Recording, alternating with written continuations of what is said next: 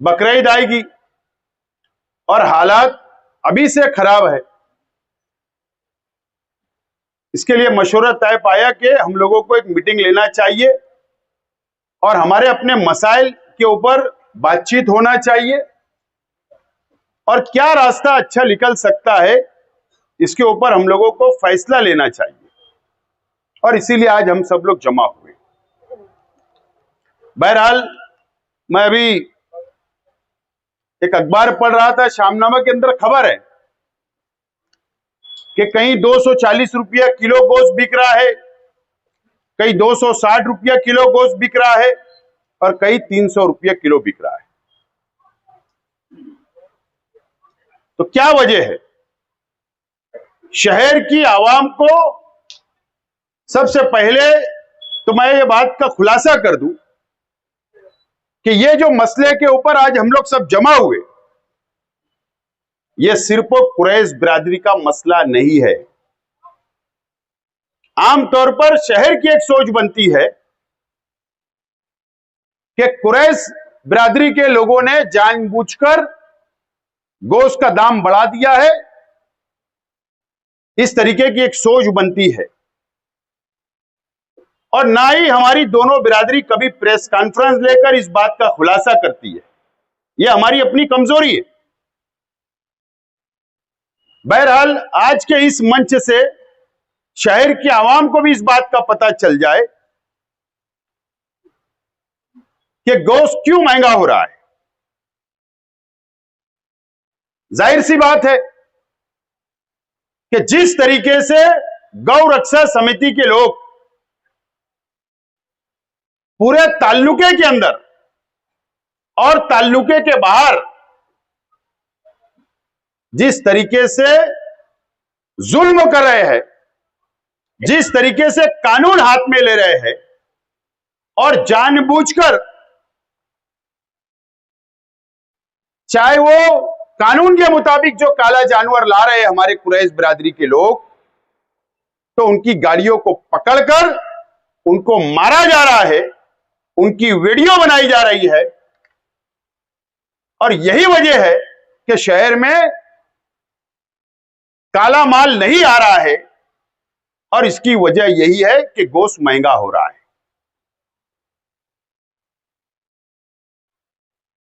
लेकिन ताज्जुब की बात है और यह अफसोस की बात है, इसके ऊपर बिरादरी को सर जोड़कर बैठने की जरूरत है कि कैसे पता चलता है कि चांदोड़ से गाड़ी आ रही है। ये पता कैसे चलता है? ये पता कैसे चलता है कि सटाने से गाड़ी आ रही है? ये पता कैसे चलता है कि कुसंबा से गाड़ी आ रही है? ये कैसे पता चलता है कि धुलिये से गाड़ी आ रही है? ये कैसे पता चलता है कि चालीसगांव से गाड़ी आ रही है? कोई तो हमारे बीच के होंगे कि शुरुआत भी जो उनको खबर देते होंगे ने जो की है कि फला गाड़ी नंबर है, अपनी फला शख्स का माल है, इतने बजे गाड़ी निकलने वाली है, 40 गांव से गाड़ी निकल चुकी है। जब जाकर गौ रक्षा के लोग भी और पुलिस डिपार्टमेंट के लोग भी जाकर वो गाड़ी को रोकते और उसके बाद गौ रक्षा के लोग, उनके कार्यकर्ता जो लोग माल लाते हैं उनको मारते भी है, गाड़ी का भी तोड़फोड़ करते हैं और हमारा माल पकड़ा जाता, लाखों रुपए का नुकसान भी होता और हम लोगों को मारा भी जाता और केस भी बनती और माल भी नहीं छूटता। यही वजह है कि आज गांव के अंदर गोश्त महंगा हो रहा है। जब माल नहीं आएगा तो जाहिर सी बात है गोश्त तो महंगा होगा। तो यह मसला सिर्फ कुरैश बिरादरी का नहीं है कि गोश्त महंगा हो रहा है तो उसके जिम्मेदार कुरैश बिरादरी नहीं है। यह शहर की आवाम ने इस बात को नोट करना चाहिए। बहरहाल रमजान महीने के अंदर 40 गांव के लोग आए, कम से कम 100 लोग आए मेरी ऑफिस के ऊपर। मुझको पहले एक दिन पहले फोन किए कि मुलाकात करना है। मैंने कहा कि तरावी के बाद आ जाओ। मुझे लगा कि उनके कुछ मसाइल होंगे। कुछ समाजी मसाइल होंगे। मुझे जब तक ईमानदारी से मुझे नहीं पता था कि मसला क्या है। बहरहाल वो बहुत जज्बात में थे, गुस्से में थे, और जब मैंने उनका गुस्सा देखा तो मुकामी कुरैश बिरादरी के जिम्मेदारान को भी मैंने वहां पर बुला लिया, और बुलाने के बाद उनकी बातों को हम लोगों ने सुना, और सुनने के बाद जिम्मेदार जो थे कुरैश बिरादरी के, मैंने उनसे कहा कि ये मामला बिरादरी का मसला है, या आप लोग आपस में बैठकर इसको हल करें। जो रिकॉर्डिंग हम लोगों ने सुना, उन्होंने जो रिकॉर्डिंग सुनाया हमको, वो बहुत अफसोस की बात है कि 40 गांव के अंदर किसके खेत के अंदर माल बंधा हुआ है, उसका लोकेशन बाकायदा कुछ लोग यहां के और कुछ लोग वहां के मिलकर गौ रक्षा समिति के लोगों को, यहां के भी कुछ गौ रक्षा समिति के लोग 40 गांव तक जाते हैं, वहां के भी लोग, और किसके खेत में, घाट रोड पर किसका खेत है, दरगाह के पास से जो रास्ता जाता वहां किसका खेत है, 4 जानवर कहां बंधे हैं, मार्केट में आज किसने जानवर खरीदा, मालेगांव के कौन से व्यापारी के जानवर है, वहां का लोकेशन दिया जा रहा था। पुलिस की वहां पर कार्रवाई हुई। इस तरीके की मुखबरी की गई, टीप दी गई, नुकसान किसका हुआ? क्या बोल के गए वो लोग कि अगर यह बंद नहीं हुआ तो मालेगांव के एक भी व्यापारियों को 40 गांव में हम आने नहीं देंगे, वहां से जानवर खरीदने नहीं देंगे। इस तरीके का साफ तौर पर उनका ऐलान करके वो लोग गए, और मेरी मालूमात के मुताबिक आज भी मालेगांव के लोगों को वहां पर आने नहीं दिया जा रहा है, और एक भी जानवर खरीदने नहीं दिया जा रहा है। क्या वजह? सिर्फ इसके लिए कि मैं बड़ा हो जाऊं, मैं करोड़ों कमा लूं, मेरी मोनोपोली रहे, मेरा दबदबा रहे। इस तरीके से सामने वालों से मिलकर, मिली भगत करके आप लोगों के माल पकड़ाए जा रहे हैं। अब अगर इसी तरीके से धुलिया में हुआ, या और जो बाजार है नासिक जिले में हो, जलगांव जिले में हो, नंदुरबार जिले में हो, धुलिया जिले में हो, या अहमदनगर जिले में हो, वहां पर भी इस तरीके से अगर काम होगा तो आप एक बात समझ लेना कि आप लोगों की रोजी रोटी मुकम्मल बंद हो सकती है। मैं गुजारिश करता हूं कुरैश बिरादरी के जिम्मेदारान से कि मामले को आप बिरादरी के लेवल पर पंच के अंदर बैठकर किस तरीके से यह हल हो सकता है, अच्छी तरीके से इसको हल करें, और इसकी रोकथाम होना जरूरी है। ये मैं जिम्मेदारी बिरादरी की है, इसके ऊपर आप लोग सोच विचार करें। इतने हौसले बुलंद हो गए। अभी रमजान महीने से आज तक मैंने देखा कि ब्लैक जानवर, जो कानून के मुताबिक हुकूमत ने भी परमिशन दी है कि आप उसको काट सकते हो, उसका गोश्त खा सकते हो, जो काला जानवर आता है उसकी भी गाड़ियां पकड़ी गई। गौ रक्षा समिति वालों ने गाड़ी पकड़ी, छावनी पुलिस स्टेशन के अंदर 2 गाड़ी लग गई रमजान से अभी तक, उसको भी गौशाला के अंदर दे दिया गया, उनके ताबे में दे दिया गया। मेरी डिपार्टमेंट से भी गुजारिश है कि हम लोग कानून हाथ में लेने वाले लोग नहीं है, लेकिन जो लोग कानून हाथ में ले रहे हैं, गौ रक्षा समिति के लोगों को किसने हक दिया कि वो गाड़ी को रोके, ड्राइवर को मारे, मजदूरों को मारे? किसने हक दिया? हां, पुलिस को अगर लगता है कि गैर कानूनी हो रहा है तो पुलिस जरूर रोके, ट्रांसपोर्टिंग का केस बनाए, ओवरलोड अगर गाड़ी है तो वो केस बनाए, कोई हमको बोलना नहीं है। लेकिन दबाव में अगर गाड़ी लग जा रही है, केस बन जा रहा है गौवंश का, तो यह कानून के मुताबिक नहीं हो रहा है। यह आज मैं डिपार्टमेंट को भी बोलना चाहता हूं, डिपार्टमेंट को भी हम बोलना चाहते हैं।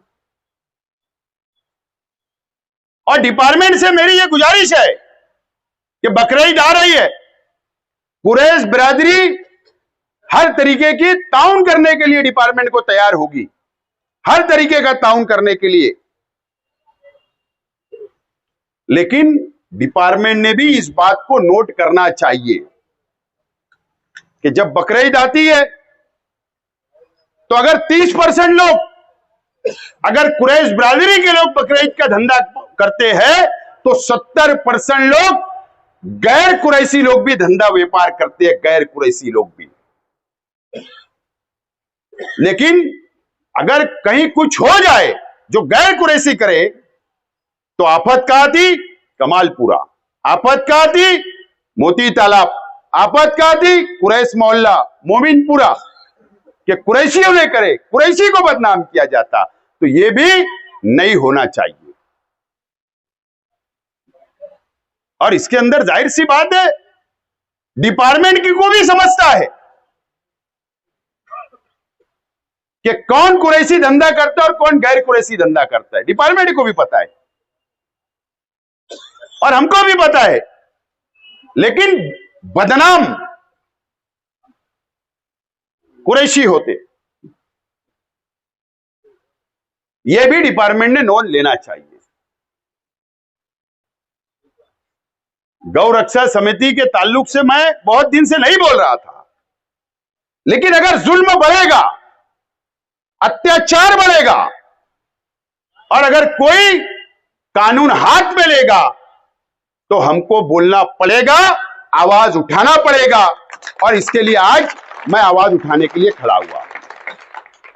ये गौ रक्षा समिति के लोग धोखा देते हैं, धोखा देते हैं।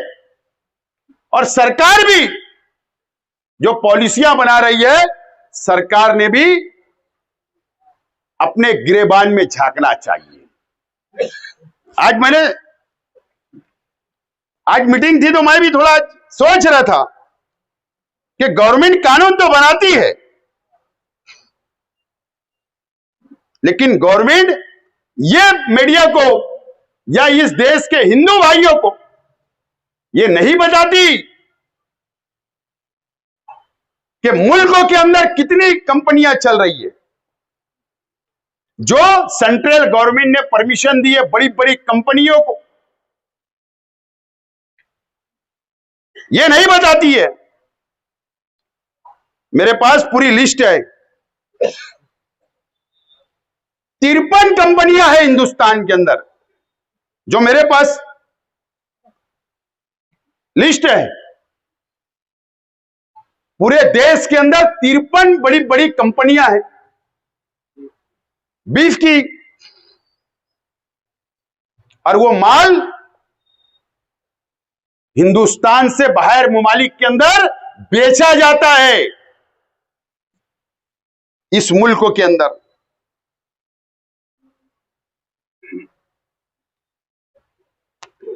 2023 में कितने का टर्नओवर हुआ? टर्नओवर हुआ है 2023 के अंदर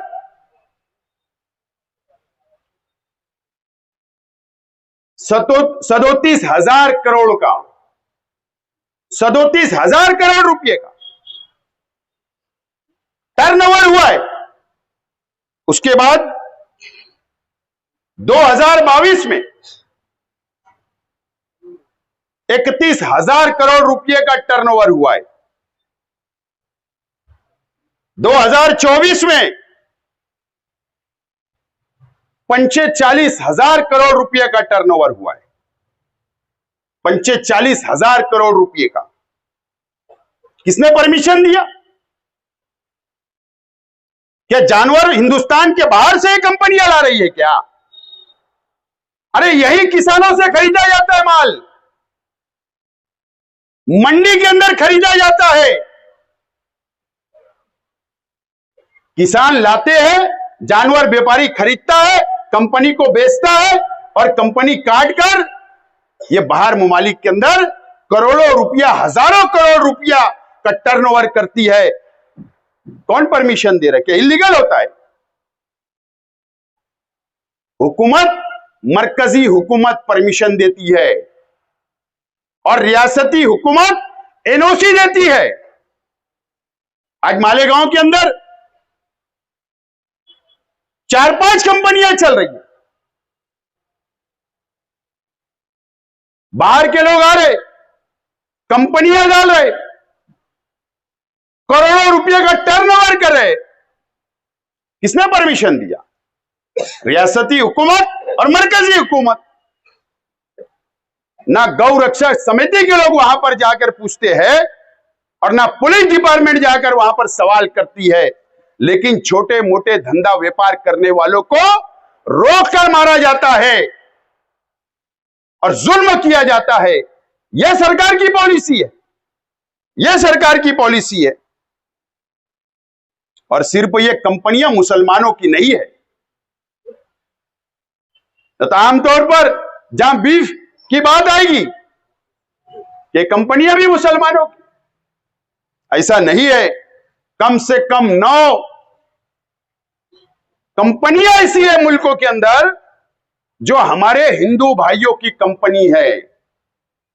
मेरे पास जो अंदाजा आंकड़ा है, 9 कंपनी ऐसी है मुल्कों के अंदर जो हिंदू भाई उसके मालिक है, उनकी खुद की जाति कंपनी है, और वो भी गोश्त, बीफ को बाहर, देश के बाहर बेच रहे और करोड़ों रुपया इसी से कमा रहे हैं।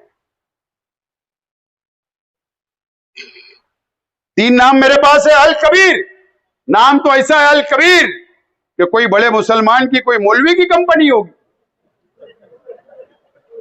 इसका मालिक भी हमारा हिंदू भाई है, इसका मालिक भी हिंदू भाई है। अरोरा कंपनी है, उसका मालिक भी हमारा हिंदू भाई है। और एक महाराष्ट्र फूड, यह कंपनी भी हमारे हिंदू भाई की। और ऐसे बहुत सारी कंपनियां जो चल रही है, कहीं कहीं हमारे हिंदू भाई भी उसके अंदर पार्टनर है। तो ये सरकार तो परमिशन दे रही, लेकिन छोटे छोटे लोगों को दबाना और अपनी सियासत चमकाना और छोटे लोगों के ऊपर काला कानून लाना, ये सरकार की पॉलिसी, ये दोगली पॉलिसी है। अभी आप लोग ने भी अखबारात के अंदर पढ़ा होगा कि महाराष्ट्र की हुकूमत ने एक कानून बना रही है। ये बात बिल्कुल सच है कि मैंने भी सोशल मीडिया के ऊपर देखा। यह बात सच है कि मैंने भी अखबारात के अंदर पढ़ा कि 15 दिन पहले कैबिनेट के अंदर या 8 दिन पहले कैबिनेट के अंदर यह फैसला हुआ कि अगर किसी के 2 से ज्यादा केस हो गए और अगर वो पकड़ा जाएगा अब इसके बाद, तो उसके ऊपर मोकोका लगाया जाएगा और उसकी चार्जशीट, जहां 90 दिन का कानून था उसको 180 दिन किया गया, यानी 6 महीना तक चार्जशीट नहीं जाएगी और उसकी जमानत नहीं होगी। इस तरीके का कानून बनाया जा रहा है। ऐसा मैंने अखबारात के अंदर, सोशल मीडिया पे पढ़ा और ऑफिशियल पोस्ट गवर्नमेंट की मैंने पढ़ा उस पे, लेकिन वो जीआर अभी तक अपने हाथ नहीं लगा और वो जीआर अभी तक बाहर नहीं निकला है, गवर्नमेंट ने बाहर नहीं निकाली। हो सकता है कि कल, मैंने बात किया हूं मंत्रालय के कुछ ऑफिसरान से, आज 1-2 दिन से मैं कांटेक्ट में हूं, हो सकता है कल परसों अगर हुकूमत का फैसला हुआ होगा तो वो जीआर हमारे पास आएगा। उसके बाद हम आगे का लाएमल उसके ऊपर तैयार करेंगे, कानूनी लाएमल। लेकिन मैं आज आप लोगों से अपील कर रहा हूं कि हम लोगों को भी थोड़ा एहतियात से काम करना होगा, सावधानी से काम करना होगा। हम लोगों को भी कानून हाथ में नहीं लेना होगा और बकरीद का त्योहार पुरअमन तरीके से कैसे हो जाए, इस ताल्लुक से हम लोगों को पुलिस डिपार्टमेंट से बात करना पड़ेगा, बात करना पड़ेगी। और उसके लिए कल 1 बजे एडिशनल एसपी साहब संधू साहब से मैंने टाइम लिया हूं। कल दोपहर 1 बजे जिम्मेदारान को, सब लोग की जरूरत नहीं है, जो जिम्मेदारान है आप लोग मशवरा कर लो आपस में। कल 1 बजे हमको वहां पर पहुंचना है, 12:30 पौने 1 बजे तक वहां आप लोग पहुंचो, मैं भी आऊंगा। हम बैठकर डिपार्टमेंट से बात करेंगे कि जो लोग कानून हाथ में ले रहे उनके ऊपर सख्त से सख्त कार्रवाई होना चाहिए। एक घटना हुई, शायद आप लोग को पता नहीं है, पता है या नहीं मुझे नहीं पता, लेकिन 40 गांव का कोई हमारा हिंदू भाई व्यापारी अलग, इससे कोई ताल्लुक नहीं, धंधा व्यापार है उसका कुछ अलग, वो स्कॉर्पियो गाड़ी से या कोई दूसरी गाड़ी से जा रहा था बंबई साइड। सुबह के 4-5 बज रहे हो गए, उसका पीछा कुछ लोगों ने किया। ऐसी रिपोर्ट है कि गौ रक्षा समिति के लोग थे। वो बंदे ने, उसको ऐसा एहसास हो गया और उसकी गाड़ी के अंदर कुछ रुपया पैसा था, वो कहीं व्यापार के लिए जा रहा था। उसको ऐसा लगा कि कुछ लोग मेरा पीछा कर रहे हैं इधर हाईवे के पास। उसको ऐसा एहसास हुआ कि कुछ लोग आगे पीछे हो रहे हैं या मेरा पीछा कर रहे हैं। उसको ऐसा शक हुआ कि ये मेरी लूट मार करेंगे, मुझे लूट लेंगे, ऐसा उसको शक हुआ। और उस बंदे ने 100 नंबर के ऊपर कॉल किया, पुलिस को कहा, गाड़ी चालू गाड़ी के अंदर उसने कहा कि मुझे ऐसा लग रहा है, मैं व्यापारी हूं और कुछ लोग मेरा पीछा कर रहे, हो सकता है मुझे लूट लेंगे। पुलिस ने उनसे कहा कि तुम चलते रहो, तुम आगे बढ़ते रहो। और शायद टेरे के आगे आसपास या उसके और आगे कुछ, बहरहाल उन लोगों ने उसको अड़ाया। अड़ाने के बाद उसके साथ जो भी जबरदस्ती की, या उसको मारा या उसको पैसा लूटा, जो भी जबरदस्ती की, वो केस दाखिल हुआ। वो बंदे ने केस दाखिल किया, तालुका पुलिस स्टेशन के अंदर एफआईआर हुआ है। और लूटमार की केस, डकैती की केस दाखिल हुई है। मेरी पुलिस डिपार्टमेंट से गुजारिश है कि वो सख्त से सख्त कार्रवाई होना चाहिए। वो कौन लोग थे, वो शहर के सामने और हमारे ताल्लुके के सामने आना चाहिए कि वो लुटेरे कौन थे, वो डकैती करने वाले कौन थे, ये भी सामने आना चाहिए। सवाल ये नहीं है, सवाल ये शहर का आमना अमान खराब करना चाहते हैं, ये शहर को टारगेट करना चाहते हैं। और पार्लियामेंट के इलेक्शन के बाद से मालेगांव शहर पर को टारगेट करने का काम शुरू किया गया, टारगेट करने का काम शुरू किया गया। आप देखो, एसआईटी आ गई, 3-3.5 हजार लोगों के दाखिले की इंक्वायरी हो गई। मां बहनें भी जेल, कई लोग जेल में हैं, जमानत नहीं हो। अभी और इंक्वायरी आगे बढ़ रही। इल्जाम बांग्लादेशी रोहिंग्या मुसलमान यहां पर बसे हैं, इस तरीके का इल्जाम लगाया। आज हम लोग सब परेशान हैं। जानबूझकर चांदरात के दिन हिंदू सम्मेलन बना, यहां पर हुआ।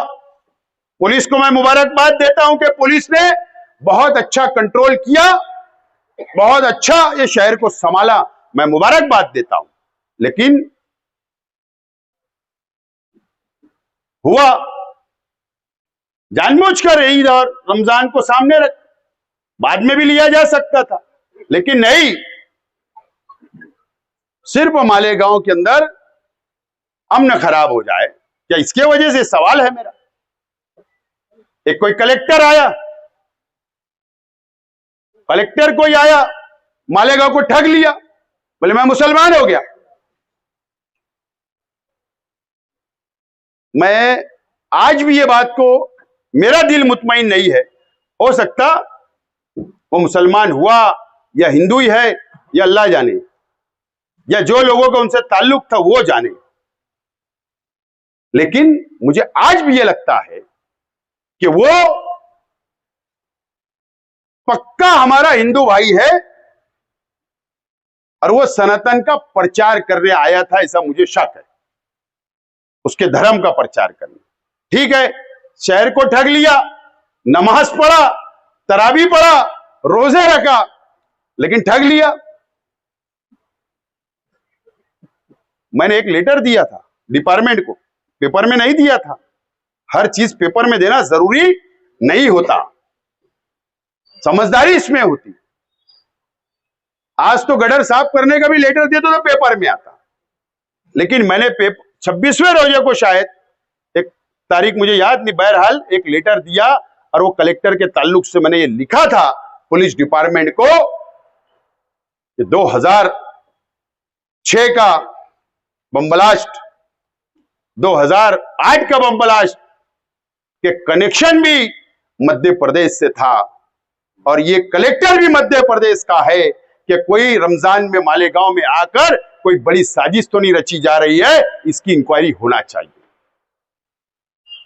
मुझे लगा जिम्मेदार है, मेरी जिम्मेदारी मैंने अदा कर दी और पुलिस ने, मुझे ऐसा लगता है कि उस लाइन पर भी इंक्वायरी की होगी।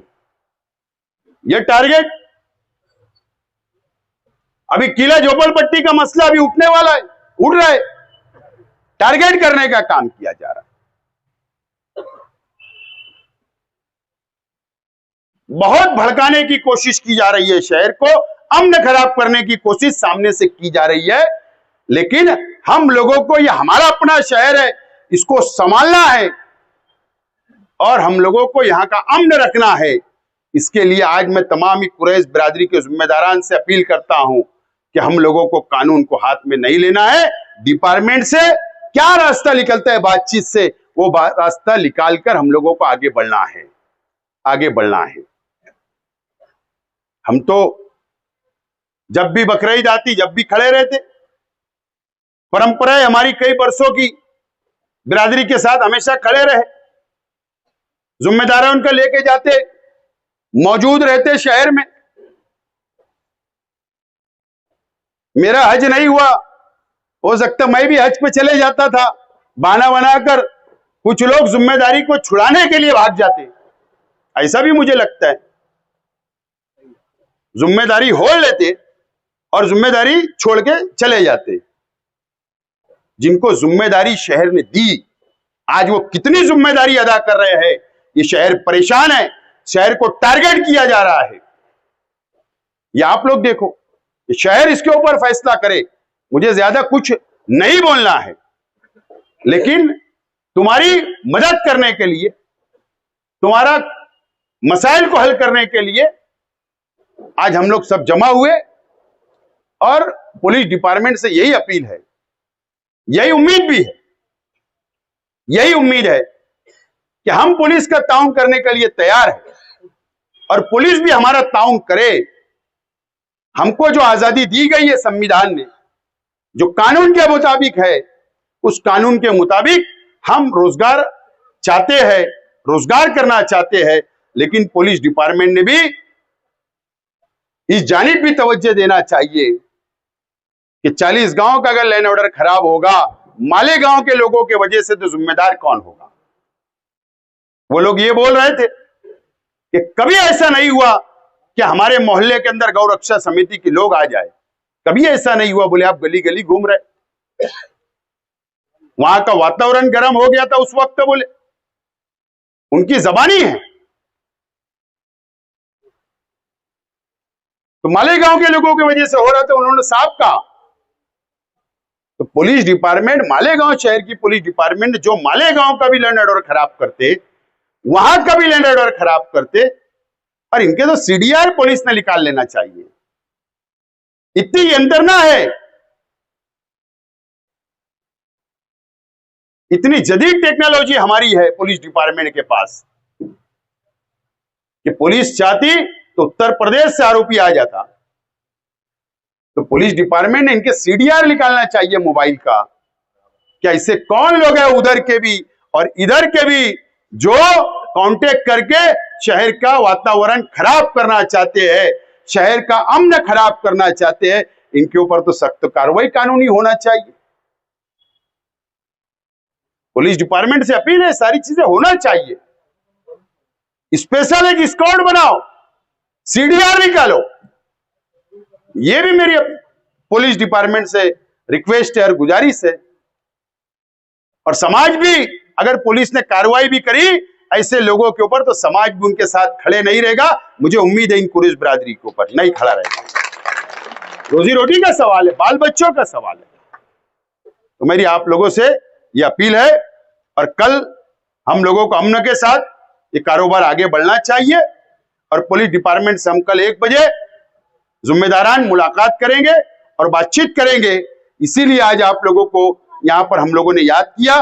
और जो महाराष्ट्र हुकूमत, अभी मुझे पता चला कि आज की मीटिंग की भी फोटो चली गई, फोटो चली गई, स्टेज की भी फोटो चली गई। किसको? गुजरात तक चली गई, गुजरात तक चली गई। और कोई गौरक्षक के जो बड़े महाराष्ट्र के और गुजरात के जिम्मेदार है, उन्होंने बोले फेसबुक पर या सोशल मीडिया पर लिखा कि कुरैशियों का साथ देने वाला आसिफ कसाब, इनका साथ देने के लिए बार बार कसाब बनना पड़ेगा, तो हम बनने की तैयार हैं। ये देखो, ये पोस्टो भी आ गई। तो ये क्या है?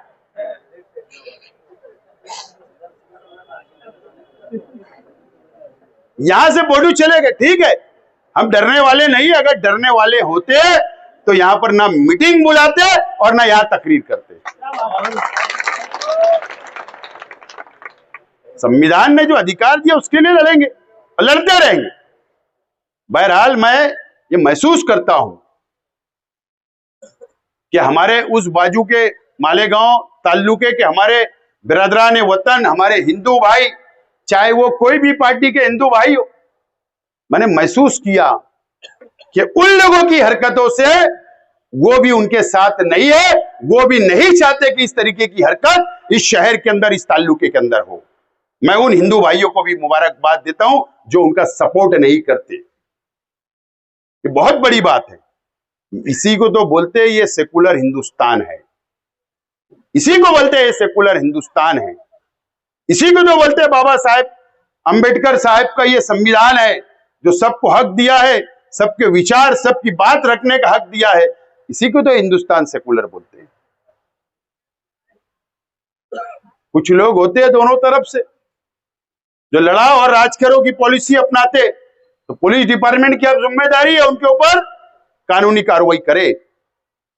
और मुझे उम्मीद है कि शहर का पुलिस डिपार्टमेंट, आज बहुत अच्छी बात है हमारे लिए कि आज हमारे शहर के डीवाईएसपी साहब भी आईपीएस है, हमारे शहर के एडिशनल एसपी साहब भी आईपीएस है, और जिला एसपी भी आईपीएस है, और आईजी भी आईपीएस है। तो अब हमको तो ऊपर जाने की जरूरत ही नहीं है। उम्मीद तो इन लोगों से जो शहर का हमने रख रहे, ईमानदाराना तौर पर काम हो रहा है, इसलिए बहुत उम्मीद है डिपार्टमेंट से। और डिपार्टमेंट भी हमारा ताउन करे, और जो काला जानवर भी बाहर से आ रहा है, जो उसको रोका जा रहा है, वो भी ना हो। हाँ, ट्रांसपोर्टिंग वगैरह का केस बने, फाइन हो, ये समझने वाली बात है। लेकिन अगर संविधान ने, अगर कायदा है, अगर उसका अधिकार हमको मिल रहा है, तो उसको तो कोई रोकना ही नहीं चाहिए। ये तमाम ही चीजें होना चाहिए। लेकिन उन लोगों से मेरा कहना है कि ठीक है, आज तुम्हारा है, कि कल हमारा होगा। सरकारें आती है और सरकारें चली जाती है, लेकिन संविधान और कानून वही होता है। लेकिन हम भी कानून के मुताबिक लड़ाई लड़ेंगे और हम आपका साथ देने के लिए मैं तैयार हूं। आप लोग इत्मीनान रखें। लेकिन हमारे आपस में, हमारे बीच में ऐसे लोग होंगे जो सामने वालों से मिले होंगे, जो मुखबरी करते होंगे, तो ये समाज की जिम्मेदारी है कि उनको बैठाकर उनकी इस्लाह करें, उनकी इस्लाह करें, उनको समझाइए, उनको बताइए कि रोजी रोटी अल्लाह ताला देते हैं। अल्लाह ताला ने मुकद्दर लिख दिया है कि आज 500 कमाऊंगा क्या 1 लाख, ये मुकद्दर की बात है। ये बताइए, इस्लाह करिए, और मुझे उम्मीद है कि बिरादरी इसके ऊपर अमल जरूर करेगी और ये फितने को खत्म करेगी, ऐसी मुझे पूरी उम्मीद है। और यही अपील करता हूं कि कल 12:30 पौन बजे एडिशनल एसपी साहब से मुलाकात करने जाना है, तो आप लोग ये तय कर ले कि 2-3 लोग कौन मुद्दे की बात करेगा, ये भी तय कर लो, किस मुद्दे पे बात करेंगे ये भी तय कर लो। मीटिंग के बाद अपने को वापस कल की मीटिंग के बाद यहाँ फिर एक मीटिंग रखना है, तो वहाँ क्या बातचीत, तो अपन ऐलान करेंगे ना। हाँ, जो कल बातचीत होगी या जो लाएमल तैयार होगा, तो ऐसा मशवरा है कि हम लोग वापस एक ऐलान करेंगे व्हाट्सएप के जरिए, अखबार के जरिए, तो वापस हम लोग मीटिंग लेके आगे बढ़ेंगे। बहुत बहुत शुक्रिया।